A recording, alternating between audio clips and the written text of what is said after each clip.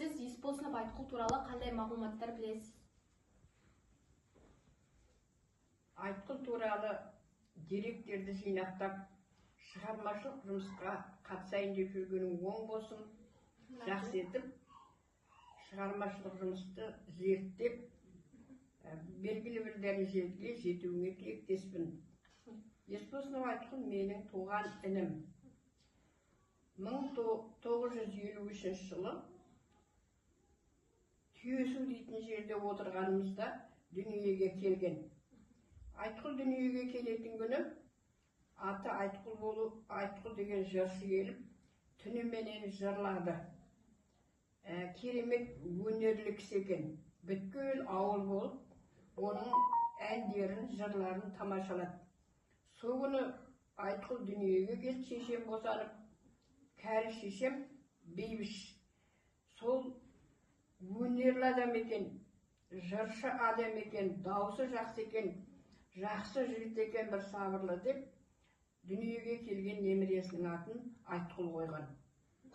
Айтқұл жастайынан алғыр болып, өзінен үлкен, 2 жас үлкен Үркербай дейтін ағасы болып, сол мектепке барып, әріптерді танып, жазуды жаза бастаған кезде қапталында отырып алып, Үркербайдың білген әріптерін ода біліп, шығарған есептерін ода шығарып, Үркербай бірінші әрсі бітірген уақытта Айтқұлда әліппені де, 4 амалды да, санауды да үйреніп шықты.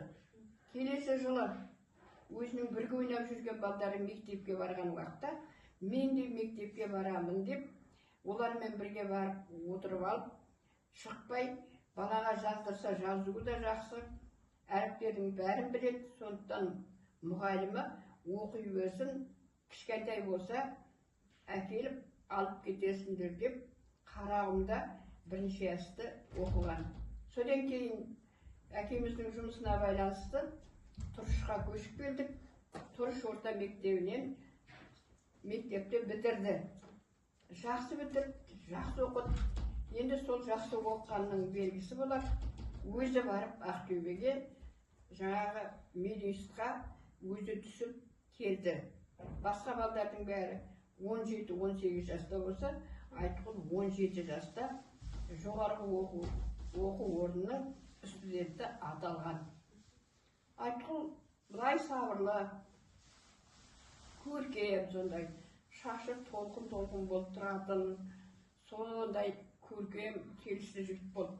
Білгіл бол, кімге болса да бала кезінен көмектесуге дайын тұратын еді.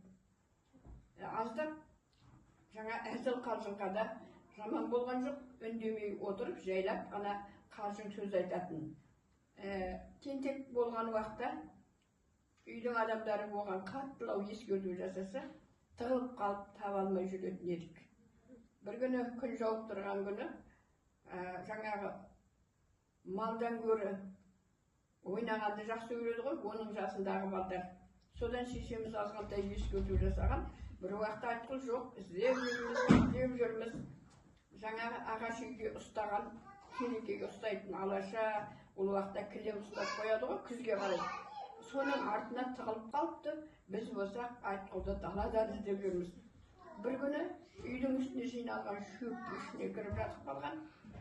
Біз оның үйдің төбесіне шығып кеткенін білмей іздеп жүрміз. Сонда жаңағы өзі адамдардың Айтқұл деп іздеп жүргенін қызық көріп, соны тамашалап отыратын еді. Енді сіз қандай адамдарды емдегенін өз көз алдыңызда көрдіңіз, немесе сізге ем жасады ма? Ол жаңағы жолданбаменен өзенге барды ғой бірінші. Содан кейін келіп, мына жыды больницасы дейміз ғой, сол больницада жаңағы туберкулез ауруын емдейтін дәрігер болып келіп, бірақ соған қарамастан ауырып келген адамдарды қарай беретін еді. Менің өзімді емдеген кездерде ол, мына бергелеп келе, 2 жауырынның ортасы шаншып, бірісі буын-буындарыма ауырды. Сол кезде менің арқама жаңа дұрыс жиналған деп 2-3 рет массаж жасады. қолы сондай керемет жағымды. Содан кейін менің жаңағы арқамның ауырғандары қойған. Талай адамдардың айтқылға келіп, жаңағы доғдырға қаралдым, мынандай деп айтты, басқа бір бұның жолдары бар ма деп айтқылға келушілер көп еді. Сол әсіресе жаңағы буын аурулар ауырып жүргендерді, сосын өзінің мамандығына байланысты, жаңа туберкулез ауруымен ауыратындарда балалары іші өтіп, жаңағы іші тоқтамай жатырғандарды да әкелетін. Балдарға, іші тоқтамай жүрген балдарға ем жасайды. Әлгі тауықтың қарынның ішіндегі жұқа қабығын береді ау деймін. Бірақ немен қан теңдеменен балдардың жаңағы кіндіктерін бұрап емдегенін талай көрдім. Әсіресе құрт ауруларға мына жылма жақсы деп, жылма қайнат іш қосымша деген талай естідім. Әсіресе жылманы мына кедей Мақсұт Тәжей деген кедейлері бар. Соның Мақсұттың жолдасы Шәрипа дейтін апай еді. Сол кісі керемет қайнататын болу керек жылманы. Сол Шәрипа апама қайнатып алсаңдар, тамаққа пайдаланып, тамақпен бірге пайдалансыңдар, сізге ем болады деді. Өзі ауырып жүрген уақытта маған жылма қайнатып берші деп қолқа салды. Қалай қайнатады деп едім, жаңағы түйенің сүтіне жылқының майын құйып, мысалы 2 литр сүтке 1 литр жылқының майын құйып, үстіне түрлі дәмдегіштер, мысалы қалампыр, бұрыш, інжір, тағы да басқа жаңағы жеміс-жидектер салып, баяу отқа қайнату керек екен. Мен өзім қайнатқанды да көрген жоқпын. Жылманы былай көріп жүргенмен қайнаттым. Ұзақ уақыт қайнаттым, бірақ менің жазаға қайнатып берген жылманның дәмінен аздап күйіктің дәмі шығып тұр. Содан кейін сондай құрамын, жылқының майын, жаңағы дәмдеуіштерін тауып, Шәрипа апайға қолға салдық. Шәрипа апай өте әдемі, сондай сарғыш, сондай дәмді жылманы қайнатып берді. Сол жылманы айтқым, сол өзінің кішкентай әлінің бар уағында, сол өзіне ішіп пайдаланды. Мысалы, шай ішетін уақытта бір қасығын алып, шайына салып ішті. 2 литр жылма қайнатып берген екен, соның біреуінің жартысы ғана ішілмей қалғанның бәрін айтқыл өмірінде пайдаланды. Енді осы Айтқұл атамыз, дәрігеріміз туралы өз ризашылығыңызды қалай білдіресіз? Айтқыл менің ойымша медицинаның 2 саласында меңгерген. Дәстүрлік медицинасында, халық медицинасында жақсы меңгерген адам деп ойлаймын. Ол тек жаңағы өзінің білгенін ғана жасап көрген жоқ. Ол өте көп ізденетін, өте көп оқитын. Мысалы, денсаулық журналы сіралар, Россиядан шығатын здоровье дейтін журнал болып, оңдалап біздің үйде қазір бір жаңағы байланған здоровьялар бар. Ауырған кезде мынаның ішінде сенің ауруың туралы жазылған деп сол журналды әкеліп беретін. Сосын шығыстың нүктемен емдейтін жаңағы құлақтың нүктелерін, адамның ерінің нүктелерін, беттің нүктелерін, мұрынның нүктелерін, белдің нүктелерін бәрін тауып, оған емдейтін. Енді ине салған, жаңағы қан алған, банк салғандарын көрген жоқпын. Ондай нәрсені пайдаланған, бірақ жаңағы нүктелер тауып, соған массаж жасайтындарын көзім көрді.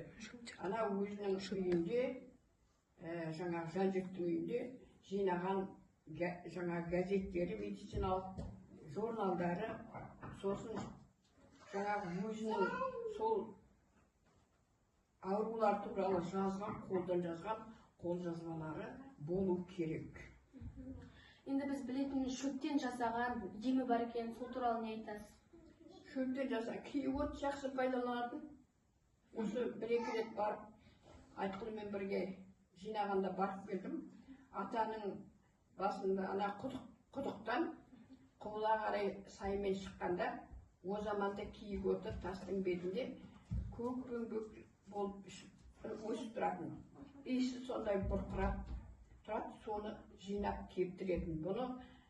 Бұл шөпті ол анау рахит болған балаларды шомылдыруға пайдаланатын. Иісі сондай сүйкімді, кептірген шөпті жылы суға салған уақытта иісі мүмкін сол шөпті алып сүзіп алып тастап, суына балдарды шомылдыратын киік отын. Енді жусанды да, жантақты да бәрін пайдаланды. Ол шөп жинаумен қатар терінің, тіпті малдың терісінің өзін емдікке пайдаланады. Ол үнемі қозының терісін, қойдың терісін иілеп, анау машинаға отырғанда, мынандай дивандарға отырғанда, аяқтың астына салып отырсаңыз, оның жылуының өзі сізге энергия береді деп айтатын. Жалпы табиғи киімдерді киіп жүргенді ұнататын. Нәскилердің де жүннен тоқылғанын, кеудешелердің де синтетика емес, малдың жүннен тоқылғанын, бас киімнің де малдың жүннен тоқылғанын жақсы көретін. Өзі анау үйде отырған уақытта ауырған кезде түйенің жүннен, қойдың жүннен әдемі қылып иіріп, жақсы қылып тоққан бас киімдерді киіп отыратын еді. Бүгінгі біздің сұхбатымызға осындай керемет алтын уақытыңызды бөліп, осындай керемет кеңестер айтқаныңызға рахмет. Сау болыңыз.